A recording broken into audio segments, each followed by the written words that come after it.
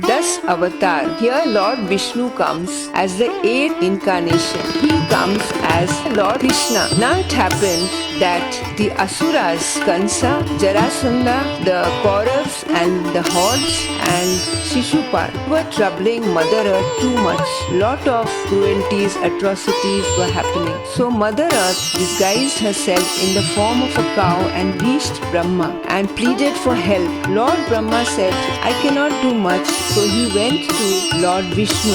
Vishnu consoled Brahma and Mother Earth and said, I'll come down in the form of Krishna this time and I'll save mankind and establish Dharma. In Mathura, there was Ugrasena, the king of Mathura, his son Kansa and his niece Devaki. Kansa loved Devaki, and after Devaki was married to Vasudev, he brought them in the chariot. But on the way, an oracle, a voice from the heavens came who said, Devaki's child will be the killer of you. Hearing this, Kansa was seething with anger and immediately he wanted to kill Devaki. But Vasudev in a soft voice said, I'll be giving you all the children to you. Don't kill her. Kansa, instead of bringing them into his palace, he straight took them to the jail and put them in the jail. In the meantime, Kansa had put his father Ugrasena into the jail and he had become the king of Mathura. So he was very powerful. As each child was born, he himself came, took the child and killed the baby. Now this way it happened for 6 children. Before the seventh one, Yogmaya came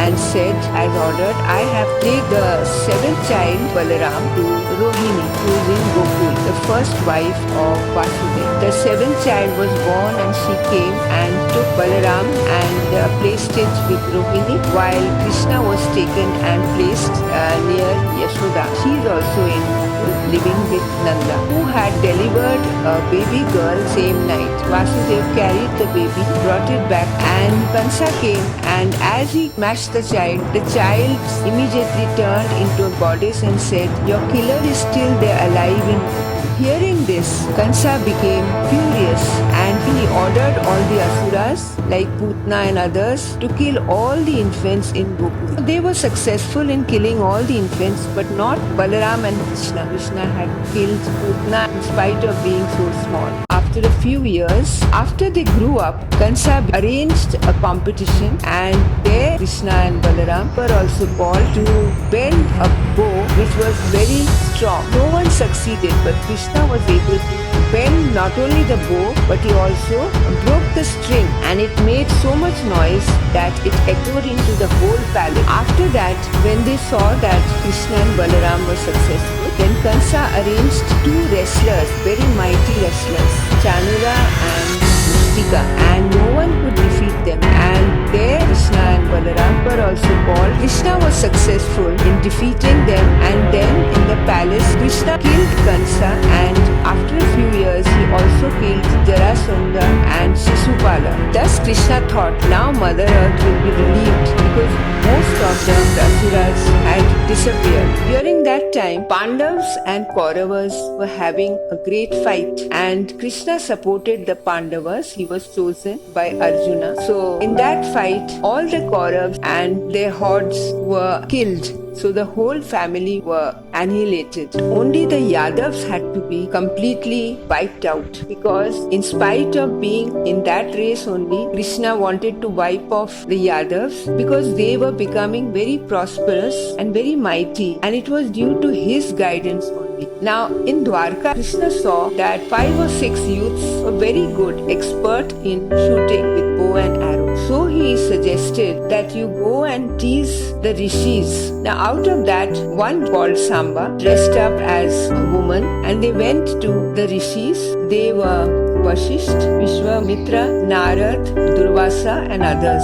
They went and teased and said, just tell about Samba. The rishis got so angry that they cursed and said that she is carrying a mace which will destroy all of you. Hearing this, Yadavs were quite worried and they came to Ugrasena and said what to do. So he suggested not to get worried but smash them and make them into powder and throw them into the ocean. The Yadavs came and threw them into the ocean.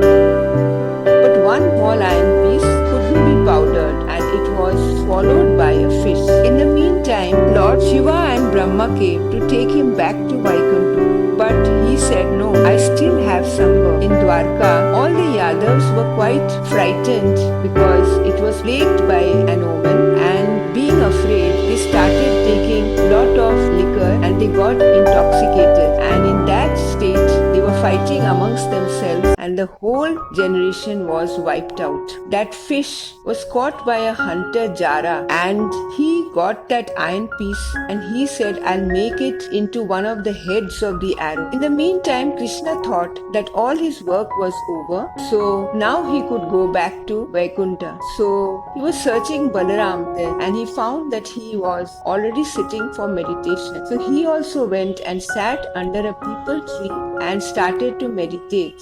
But his feet looked like the mouth of a deer, and Jara shot at it, and immediately it was the end of Lord Krishna. At that time, lot of flowers started falling from the sky, and the whole place was resounding with his celestial music, and Krishna went back to Vaikuntha. So this way, Lord Vishnu in the form of Krishna was able to save mankind and all the good people and establish dharma.